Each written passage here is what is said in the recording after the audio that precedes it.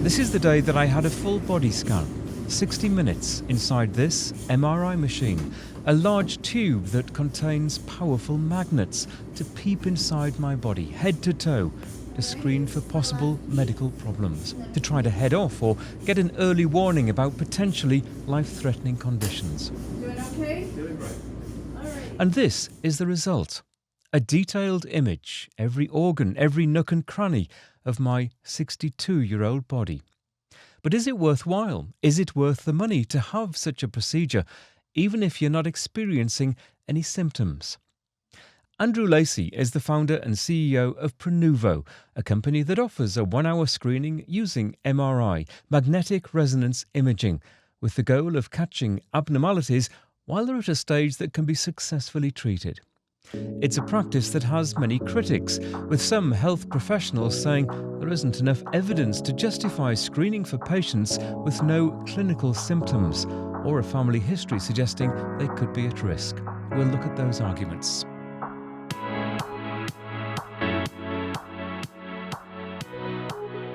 Hello again, welcome to the Live Long and Master Aging podcast. I'm Peter Bowes. This is where we explore the science and stories behind human longevity. Andrew, thanks for joining us. Hi Peter, it's great to be here. Looking forward to diving in.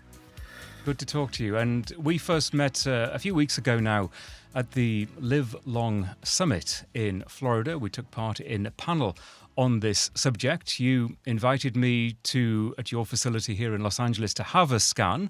And just for full disclosure, that was done at your expense. That was a complimentary scan for me. I've since had my results. We'll discuss my results in a few moments' time. But I think it's probably best, first of all, just to talk a little bit about you and how you came into this business. I guess the first, perhaps important thing to say is that you are not a doctor. You are a businessman. So I'm just curious what your background is and what brought you to this. Yeah, no, I'm happy to share that. In fact, it's sort of interesting as I start to travel to some of these longevity summits. I sometimes feel a little bit like I'm sort of the odd duck. I'm not a Ironman running triathlete performing six-pack wearing longevity advocate. I'm a pretty average person, and how I got into this was, I entered my 40s, and like many of your listeners can probably relate to, I lived a life where I was working too hard. I was not exercising enough. I wasn't eating well enough. And I was doing all this in the service of a future that I sort of automatically expected I was going to be part of. And I remember waking up one day and looking in the mirror and asking myself the question, wow, is all this effort and work going to be worth it? Will I be around? How do I know? Just the impact that the way I was living my life was having on my underlying physiology. And so I went in search of answers. And that journey led me to a very small clinic in Vancouver, Canada, that were doing these very detailed whole body scans. I went and did that scan, the same scan that you did last week, and sat down afterwards and went through every single organ of my body, and I felt like I was meeting myself for the first time. I learned that there was nothing crazy, serious that was happening under the skin. But I learned a lot of practical information about how I can make small adjustments to my lifestyle that hopefully will change the trajectory of my life. And as soon as I went through this process myself, I sort of fell so in love with it that I just wanted to work harder, even still, to bring this to as many people as possible. And that, the fruits of that labor is Prenuvo and the clinics that we're building across North America. And what is your professional background? As I say, you're not medically trained, but you've been in business for a long time. In other words, what brought you to the point that you were able to launch your own business doing this? Well, part of being an entrepreneur is just believing that you can, build something new, that you can bring a perspective that's different and unique. And I've been fortunate enough to have built several different types of companies, never in the same industry. And I was really personally looking for a endeavor where the KPI of success was not necessarily just how big the company was, but in the case of Prenuvo, how many lives that we're potentially saving. And of course, this is a medical business, and I'm not a medical person, so I've have a wonderful team of medical experts that help us bring these scans to as many people as possible. But, for the most part, my job is to make sure that the company is well funded enough so we can continue to grow and expand as fast as we're able to as a business. Company's called Prenuvo. What does Prenuvo mean? It was originally a name that was based around a person whose name was Renu, actually, a friend of the founding radiologist who had passed away from late diagnosed cancer. So it was sort of a alliteration of prevent another Renu. So it was meaningful for us as a company and spoke to what it was that we were hoping to achieve as a business. Just give me an idea of the scale of the business now. I mentioned that I went to your facility here in Los Angeles. Sure. We have 10 locations right now across North America. We are looking to build another 10 or 15 over the next 18 months. Most of those clinics are in large metropolitan areas like San Francisco, LA, New York, DC, Chicago, Miami, and so on. But obviously, there are a lot of people for whom these scans can be very beneficial that don't live in those cities, and that's why we're working to scale as fast as we can. So let's get into the detail. What is an MRI? Wow. Straight out with the physics question. So obviously an MRI is a very big magnet, and when we place you inside that magnet, we send these EF pulses into your body, and that orients the hydrogen atoms in our bodies, and most all of the components of our body have hydrogen somewhere in them. And then as we switch off that pulse, that relaxes back in the direction of the magnet, and we are able to pick up a very, very tiny signal of that happening from these coils that we put on people's bodies. And we're able to turn that radio frequency data into images of the body. And these images are sensitive for anything containing hydrogen, so fat, blood, fluid, proteinaceous tissue. And so we're able to take these very, very detailed images of the entire body and filter for all of the different types of tissue we expect to see in there. And this enables us to look in each organ in tremendous detail and be able to diagnose most anything that we can see physiologically in the body. And of course, MRIs have been around for a long time. There's nothing particularly new in that technology.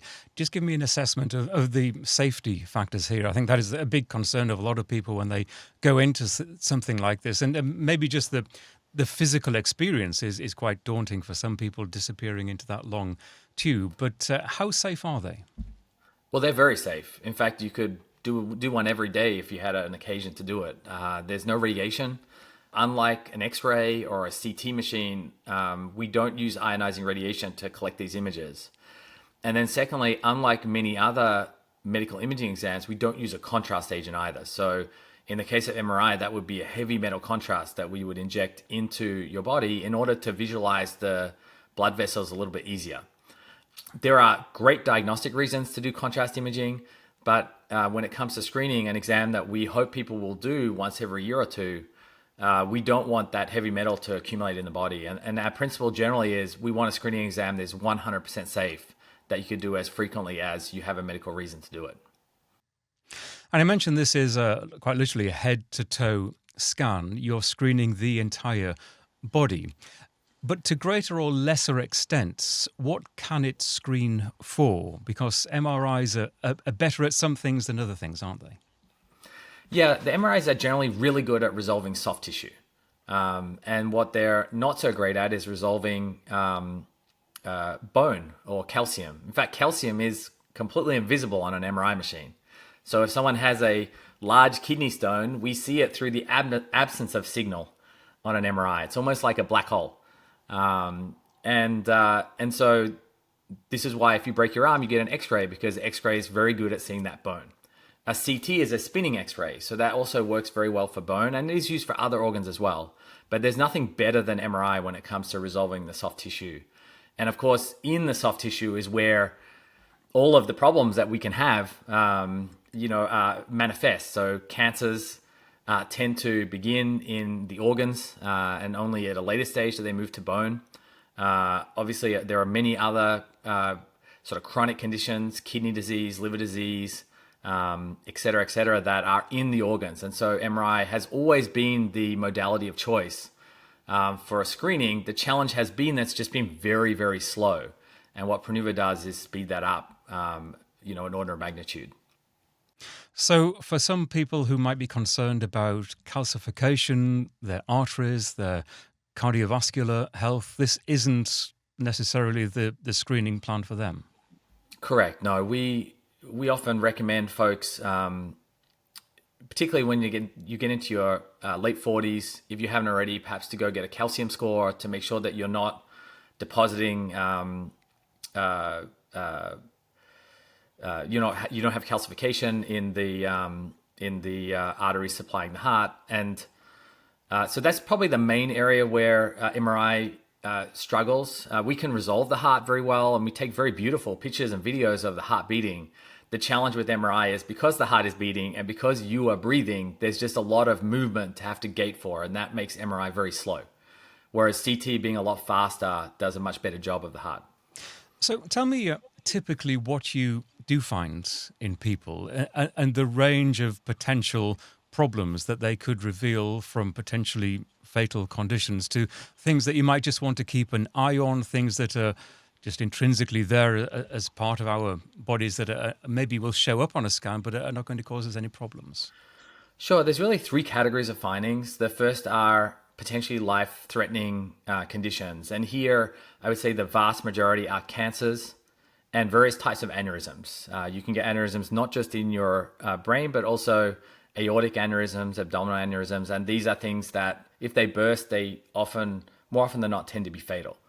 We find cancer and aneurysms in about 3 to 4% of people. So about 1 in 20 to 1 in 25, depending on the market and the age of the patient. And the vast majority of those cancers are stage 1, which means that they're oftentimes resectable and, treatable with a much higher probability of a successful outcome, including cancers that there are no screening modalities for, like ovarian or pancreatic cancer.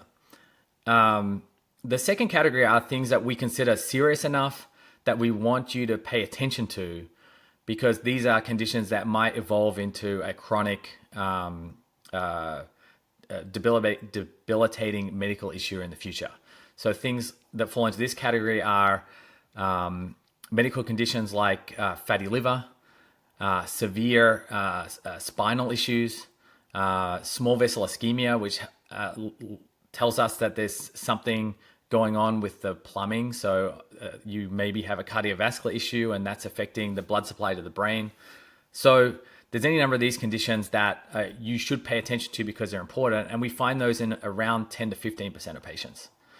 And then the vast majority of other patients, what we give is peace of mind that there's nothing going on under the skin. And oftentimes some incidental findings that are useful to know, but are not necessarily medically relevant. And these range from benign conditions like cysts or hemangiomas, which is good to know they're benign if someone ever finds them later on.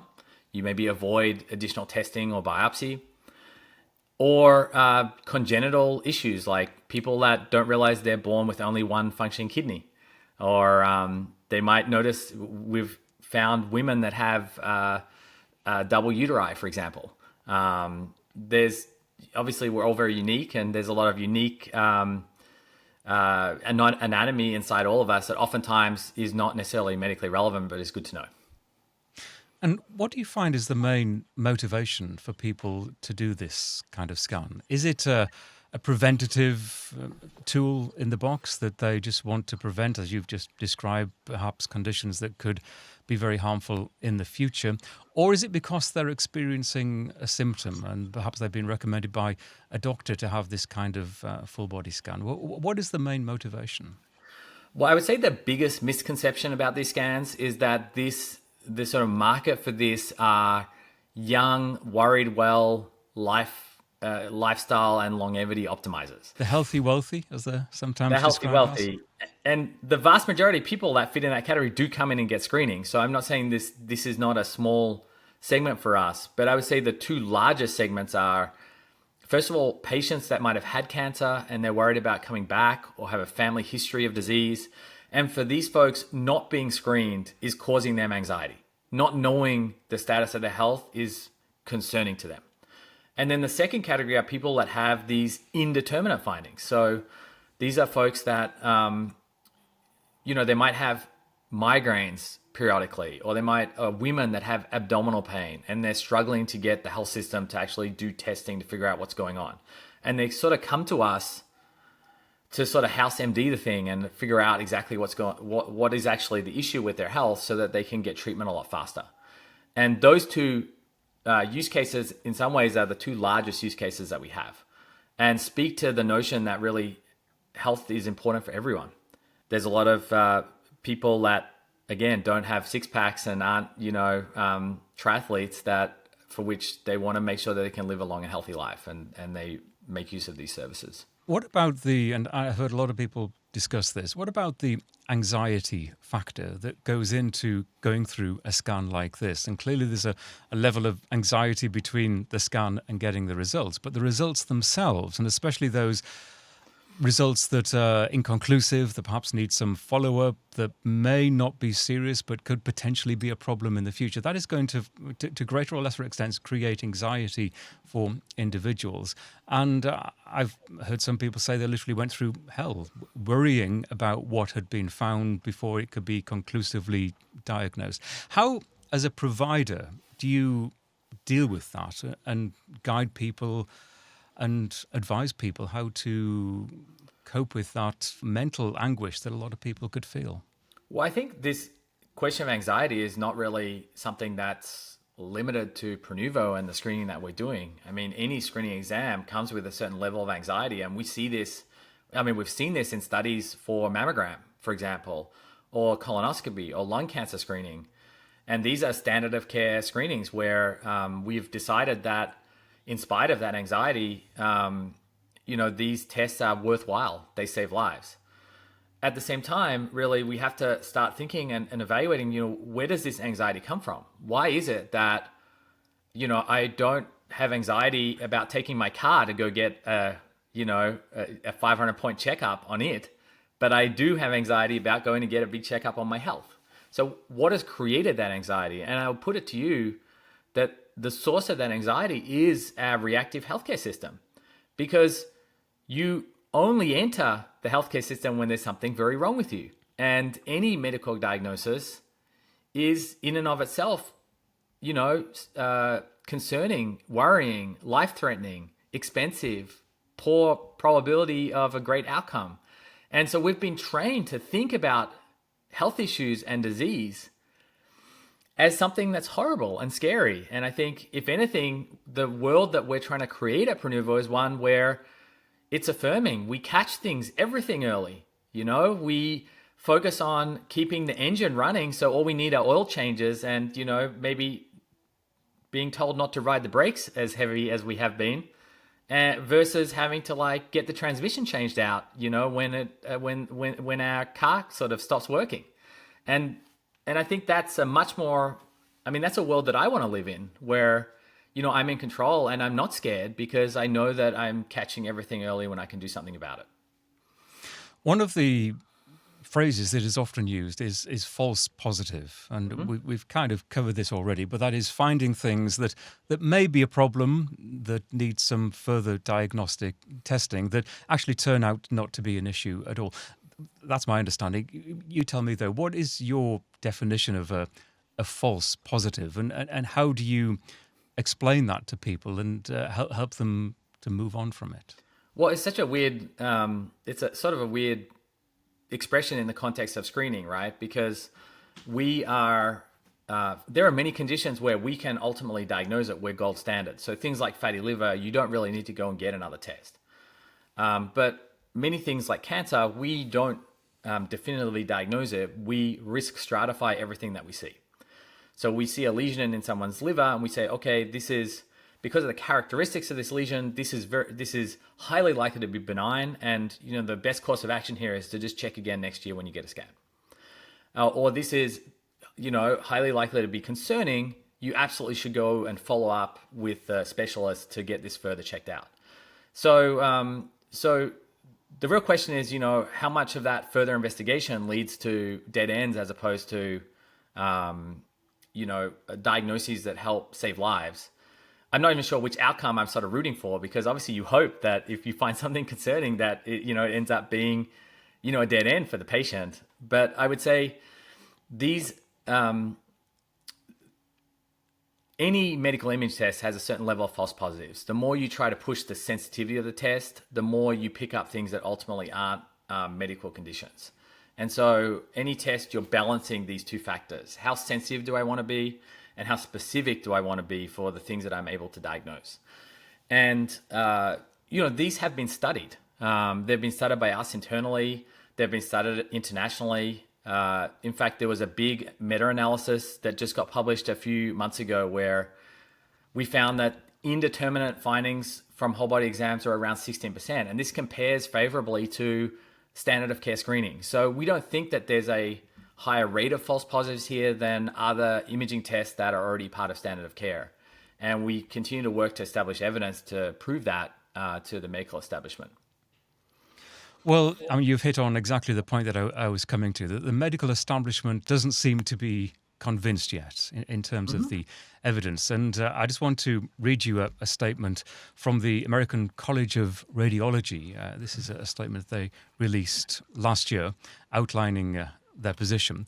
It says, the American College of Radiology, the ACR, at this time does not believe there is sufficient evidence to justify recommending total body screening for patients with no clinical symptoms, risk factors, or a family history suggesting underlying disease or serious injury. To date, the statement goes on, there is no documented evidence that total body screening is cost efficient or effective in prolonging life. In addition, the ACR is concerned that such procedures will lead to the identification of numerous non-specific findings that will not ultimately improve patients' health, but will result in unnecessary follow-up testing and procedures, as well as significant expense. The ACR will continue to monitor scientific studies concerning the utility of screening total body MRI. So that is a statement from a body representing radiologists who, as a profession, you would think would benefit if more people were having scans like this. What's your response to it? Well, it's a big sort of nothing statement, to be perfectly honest. I mean, saying the question I guess you have to ask is, when folks are asking for evidence, what evidence are we looking for generally? And with any test where you're evaluating whether the screening test is something that you want to apply at the population level, you're typically looking for all causes reduction in mortality. And when you are assessing all causes reduction in mortality, you automatically and instantly require something like a 20 or 30 year study. So just as there is no yet definitive evidence of all causes reduction in mortality, there is no definitive evidence that these tests are not valuable for people's health. There's no evidence that these tests are not cost effective. There's no evidence that these tests do not, there's no evidence against these tests saving lives. So we need more study and evaluation. That takes time. I wish it was faster. I wish the health system, worked off sort of first principles a little bit more than require 30 or 40 year studies. But unfortunately, that's been the history of screening. And it's part of the reason why we have 3 or 4 different screening exams and not more. Each one of them took a tremendous amount of time. Mammogram, 30 years. Pap smear, 30 years. Lung cancer screening, 25 years. PSA, 20 years. So all of these tests had exactly the same critics at the outset. And now these are standard of care and acknowledged as saving millions of lives. Isn't it the nature of science, though, that to do things properly, it takes time?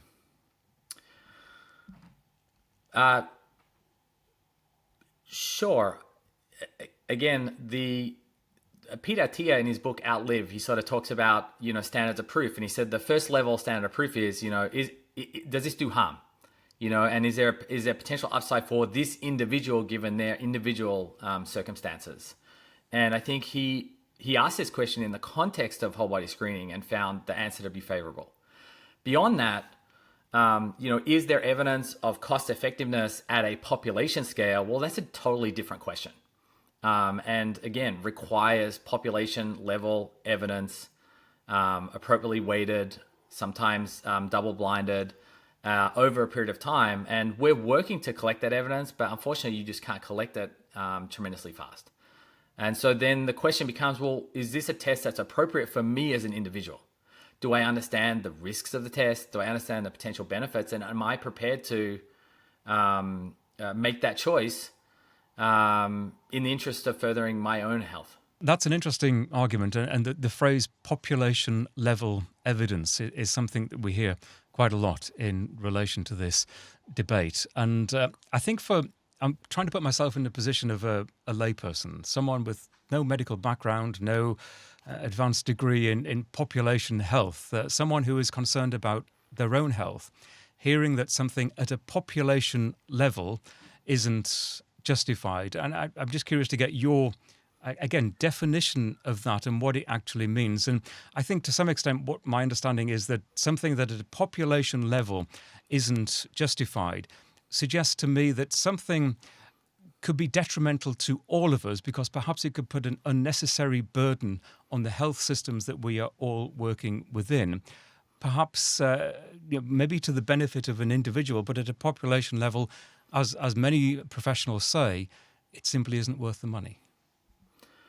Yeah, I think the difference here is what health system are we trying to either create or prevent? And the health system that Prenuvo is trying to create is one that's transformed and built around preventative precision medicine. And we fundamentally believe that health system, yes, although we may spend more money up front doing screening to test for disease, we will catch things early at a point where just lifestyle intervention oftentimes is the only thing that's required to be done. Or if there is a requirement to access medical treatment, that treatment is easier to perform and therefore cheaper. And if we do that at population scale, the makeup of our entire healthcare system would look very different and we believe would be much smaller, which is fantastic because with an aging population, we already have a health system that's bursting at the seams. If you look at these tests and evaluate them just sort of incrementally, then you run the risk of sort of missing the bigger point here, which is that we have a healthcare system that's pretty unsustainable as it is, and is only going to get worse. And there needs to be a willingness and openness to evaluate much more fundamental and transformative approaches that might, represent the future, of healthcare, versus evaluating incremental improvements, new drugs or new interventions to help people with advanced disease just live a little bit longer. That seems like the wrong thing to be optimizing for. Again, putting myself in the position of the layperson, wondering why there is such a gulf, such a wide gap in opinion when listening to you, at the surface, very reasonable arguments about personal healthcare.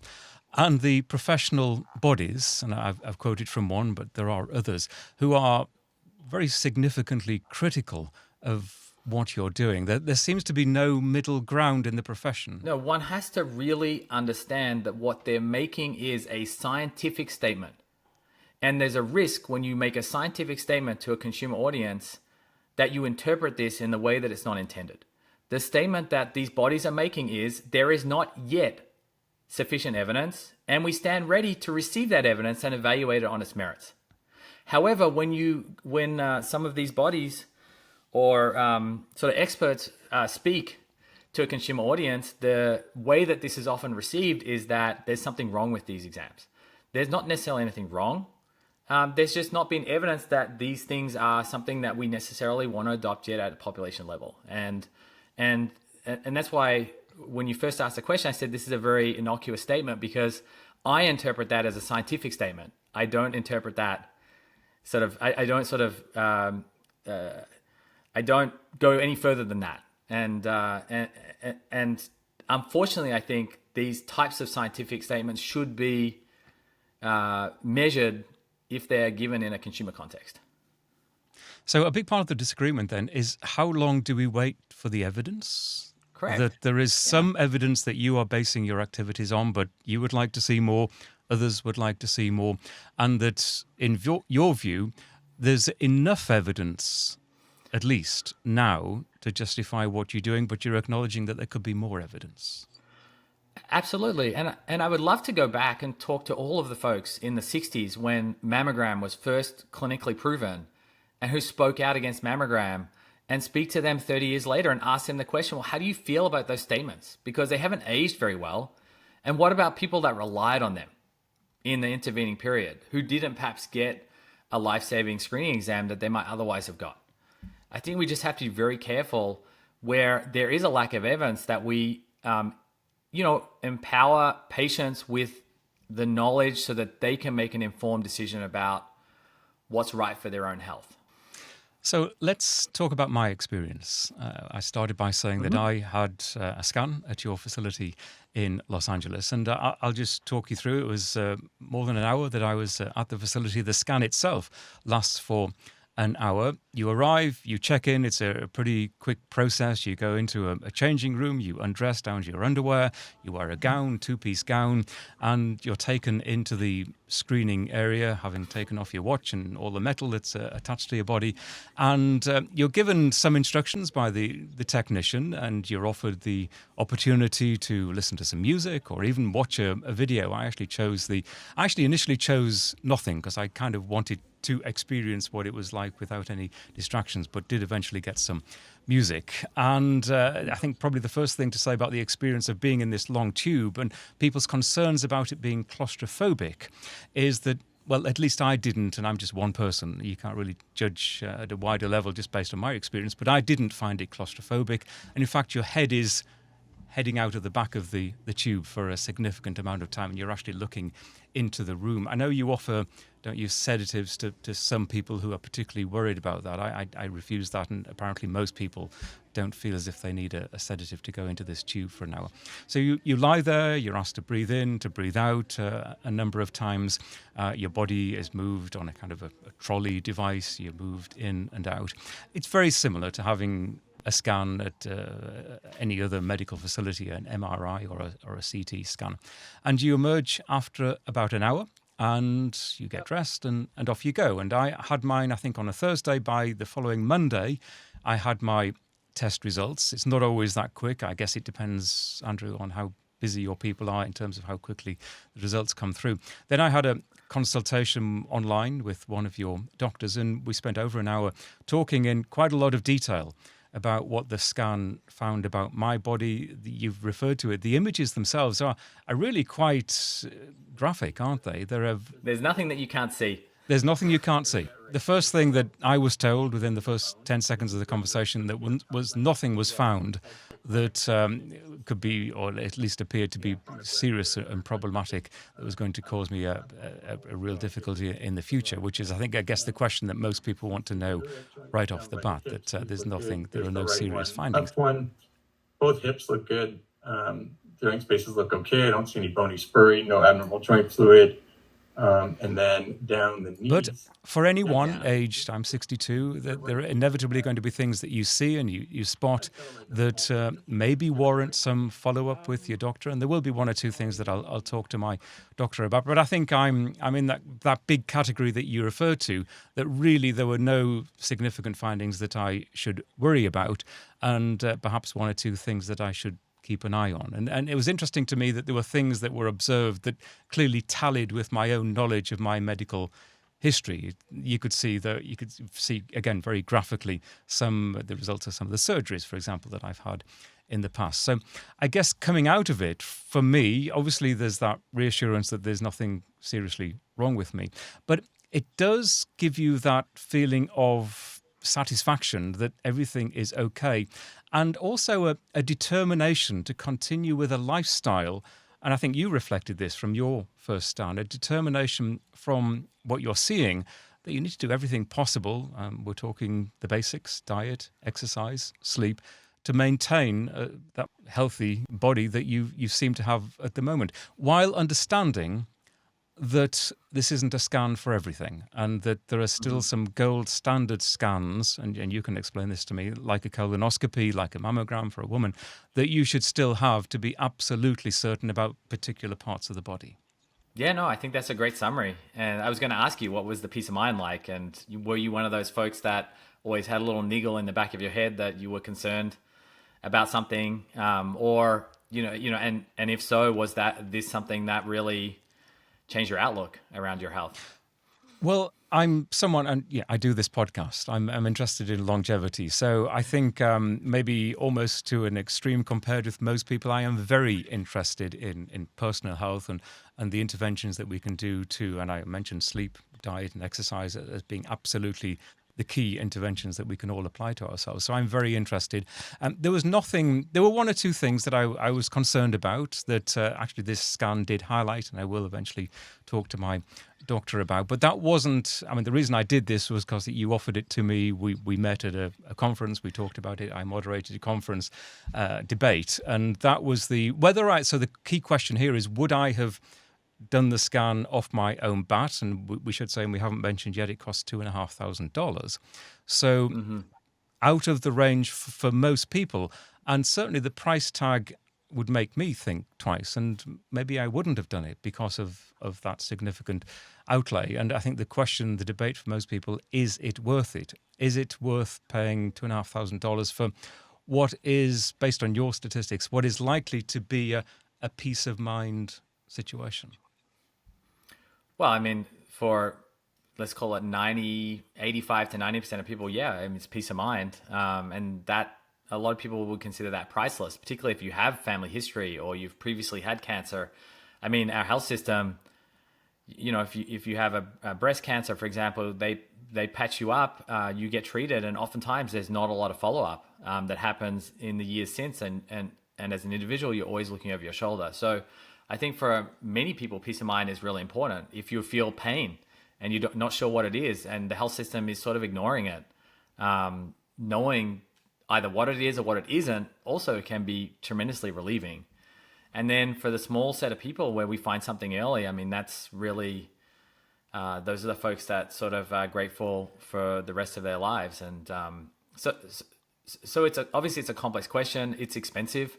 We're working hard to bring the cost down. We actually have a cancer screening exam that costs $1,000. So that's much less expensive if folks are mainly concerned about cancer. I believe one day in the future, these scans should be $300, $400, $500 covered by insurance and part of the health system. And that's the future that we're working towards. When we started Prenuvo, we never said that we wanted to build something that would be, just sort of concierge-y medicine. We wanted to build something that could really change the world. And that's what my team is really focused on doing. How close do you think we are to that? Because at the moment, as you imply, the insurance companies will not cover this kind of testing. Are you in discussions with insurance companies? What is your sense of how close they are to, in terms of a meeting of minds, that this will be a beneficial intervention for most people? Yeah. Our philosophy as a company really has been, first and foremost, how do we bring the cost down, assuming it's not covered? So what can we do here? And, there are three things that we're working on. One is bringing down the time it takes to screen you. Obviously, the machines are very expensive. The facilities are expensive to operate. So the faster we can bring people through the screening process, the more people we can get through, the more we can spread those costs across more people. The second is just through scale. We operate in Los Angeles, for example, an MRI center that has 5 machines. That's probably one of the biggest centers in North America. So these MRI facilities are not operating at very big scale. And we believe as we build bigger and bigger centers that we'll be able to bring the cost down. And then the third is to use AI, frankly, to help make the radiologists more efficient. And here I believe there's a lot of promise. The radiology is the most expensive cost in these procedures. So we're working on all three of these, and we hope that will bring the cost down. For every $100 we can take off the cost, the market becomes bigger and more people can access it. But also the cheaper the exam becomes, the more likely it will be covered by insurance and health systems anyhow. So I hope that ultimately the goal is it's covered for everyone. But, as a company, we're working to bring the cost down as much as we can so that if that takes time, at least more and more people can access it. Just to dive into the AI thing, at the moment, all of the scans are reviewed by a human being, by a radiologist. Do you involve any AI at all? We do. We have some AI involved in speeding up the image acquisition to some extent. We have AI that helps us understand what's happening with the volume of certain organs, particularly as we scan people longitudinally. That can tell us a lot about underlying health conditions and just underlying trajectory of health. Obviously, we're working on a lot of models too that are diagnostic models. So training AI to help really get to the point of being able to diagnose various medical conditions.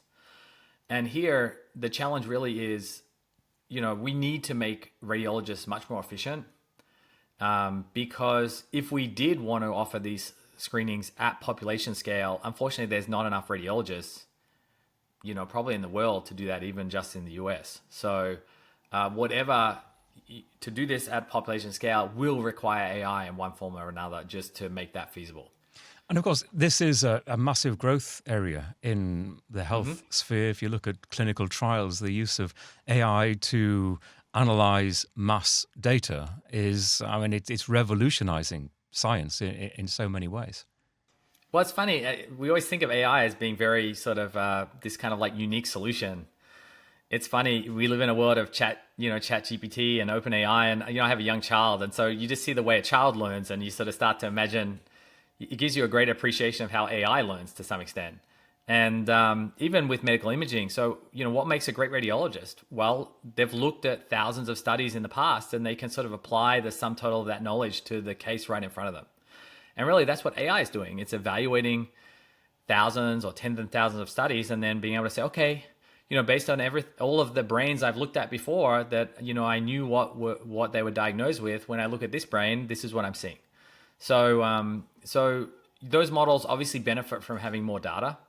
And as we continue to grow, there are more and more medical diagnoses that become sort of low-hanging fruit. There's enough data that's available in order for the algorithms to do a pretty good job of diagnosing. And always there's the radiologist there to, make sure that there's a human in the loop, which for us is very important. Let's just talk about some of your positive outcomes. You've touched on this, but can you give me some examples? We talked about the range of findings from a potentially life-threatening condition to something that maybe just needs to be monitored, or something that's just nothing at all.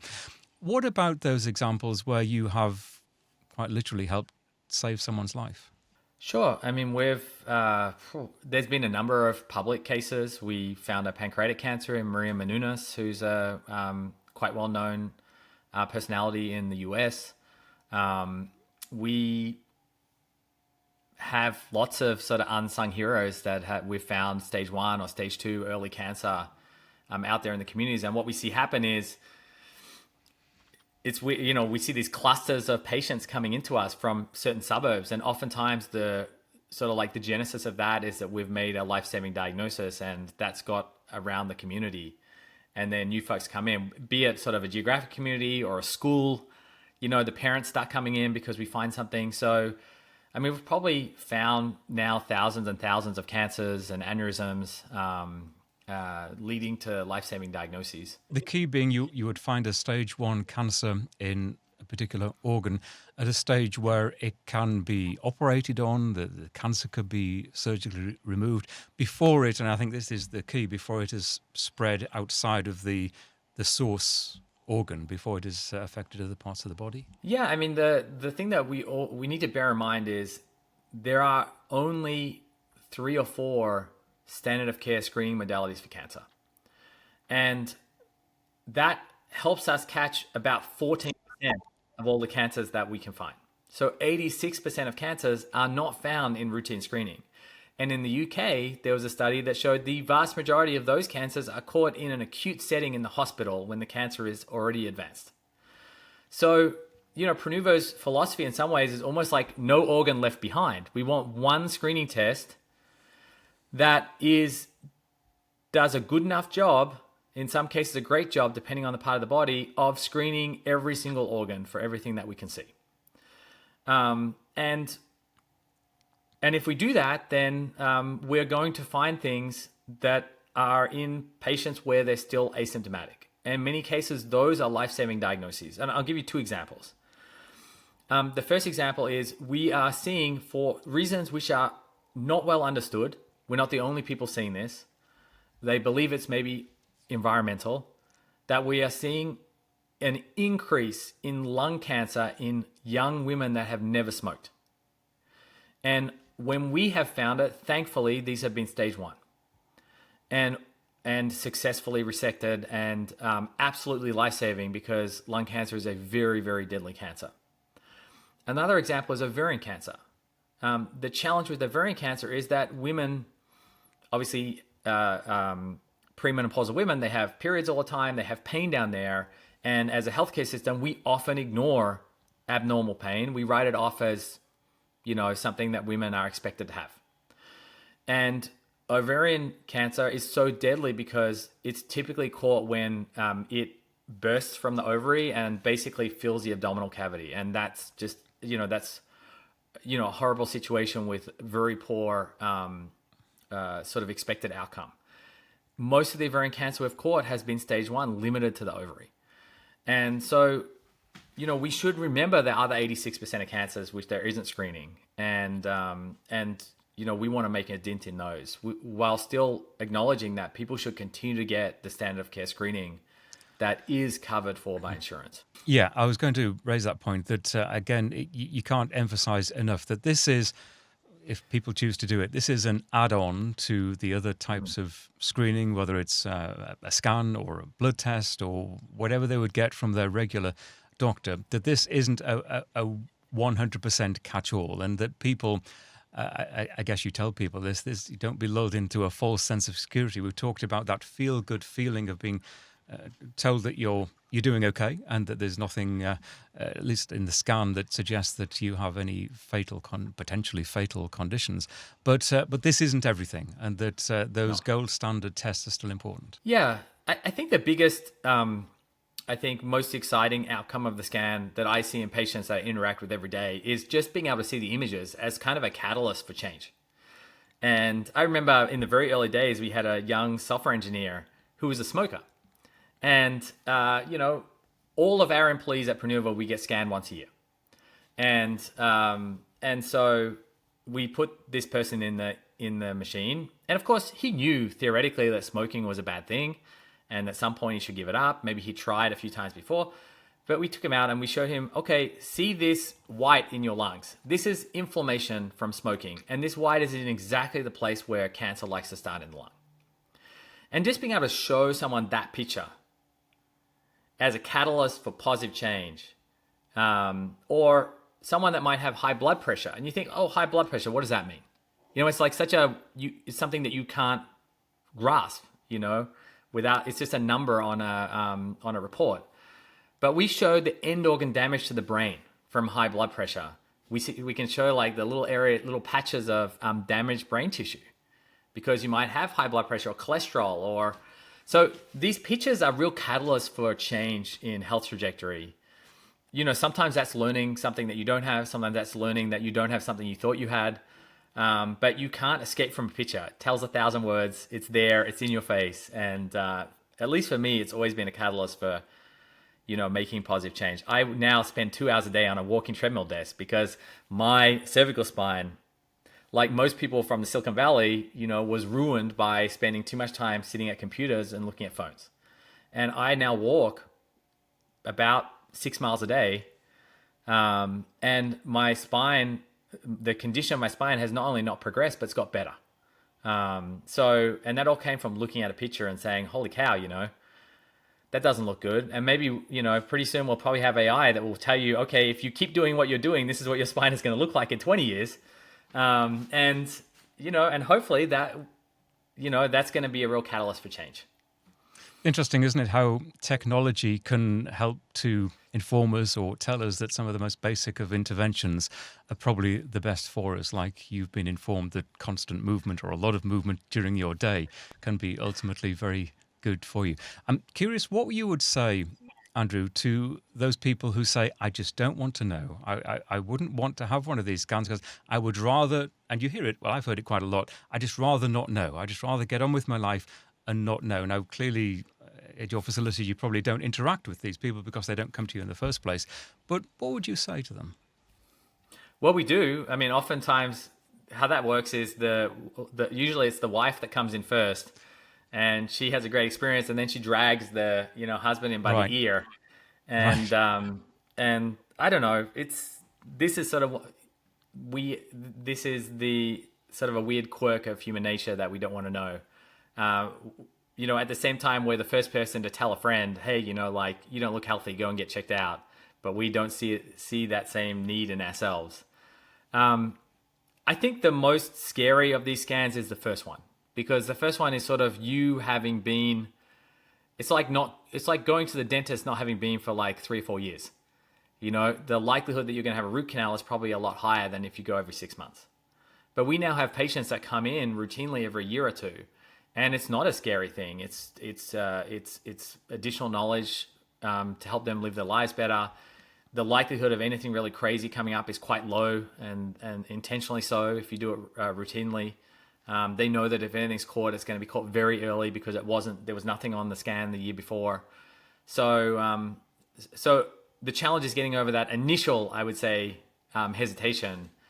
And then once you do that, the hope is that you can sort of outsource a lot of your anxiety or concerns about health to companies like Prenuvo and other people that are operating in the preventive health space. And I think it's fair to say that some people might be motivated to come to see you and to have one of these scans because they've read or seen a celebrity endorsement in social media. And I'm just curious to know how you feel about that. I know clearly it motivates some people. For others, it can have quite the opposite effect, that it can be a turn-off, that a celebrity has said something, therefore should I do it? And the reaction might be, well, no, what do they know? Do you embrace what celebrities say? Well, yes, and it's almost never completely the deciding factor, I would say, for most patients that come in. Healthcare is a very, it's a high trust purchase, and because these scans are not inexpensive, it's a very considered purchase. And so most people that come in have heard about us from 2, 3, 4 different locations. So that might have been they heard an influencer talk about us, they had a friend that came in and had a great experience, a colleague at work, they found something and they're very grateful. So it's a combination of these things that help people, I guess, like get up the courage to come in themselves. Having said that, obviously we're very grateful for celebrities, because the biggest challenge when you're building something new and transformative is just word of mouth and having people really understand that these other tests are available and might be relevant to them. And so celebrities have big audiences, and we're excited every time that they, they themselves are excited to share their experience with their audience and hopefully save lives. So it's absolutely not the only factor that most people take into account, but absolutely we're really excited to continue to lean into that, because the more awareness there is, at least the more people out there have the possibility to consider whether this is right for them. Well, Andrew, I'm going to follow your work with interest, certainly looking out for that additional research that we talked about earlier that may well show that you're doing a fantastic job and more people should have scans like this. I will follow the criticism of what you're doing as well, and we've talked about it during this interview. I'm hoping to speak to someone, a radiologist maybe, that has an opposing view and put some of your points to that person. And because I think it is important, and I would hope that you would agree with this, that these discussions are hard, that when something is controversial like this, that we really do dive into all sides to get a full picture as to whether something like this is going to be beneficial for most people. And I always come back to the idea that we are all hopefully ultimately working on the same side here. We want better health for everyone. Yeah, I think maybe just to close off on that, look, there has been a history of whole body screening over the last 20, 30 years that has not been great. About 30 years ago, you could go to a shopping mall in the US and there were companies that put you inside a CT machine that was not low dose that would screen you for cancer. And the only thing we know for certain is if you did it enough times, they would probably find cancer. What we don't know is whether they would have caused it in the first place. So the medical system has, unfortunately, has a lot of sort of bad institutional memory for screening. And so a lot of the challenge on Prenuvo and other companies in the space is really to help educate folks on how the the modality we're using is different. The imaging techniques are significantly more advanced. And it's important to really recognize that these exams or similar exams to what we're doing are already considered best practice for many areas of medicine. For people that have a high genetic risk of cancer, like Lou Framini syndrome, these people are getting whole body MRIs every year. In certain markets in Europe, they're used for patients that might have had certain cancers to make sure they don't come back. Again, part of standard of care. So the exam itself actually has a lot of clinical support. The real question here is really a question of cost versus benefit, which again is a question that is a different sort of question when you apply it to the individual as when you apply it to the population. And I think that's that's the evidence that still needs to be gathered. Indeed. Andrew, really good to talk to you. Thank you very much indeed. No worries. Thank you, Peter. This podcast is for informational, educational and entertainment purposes only. We do not offer medical advice. If you have health concerns of any kind, or you are considering adopting a new diet or exercise regime, you should first consult your doctor.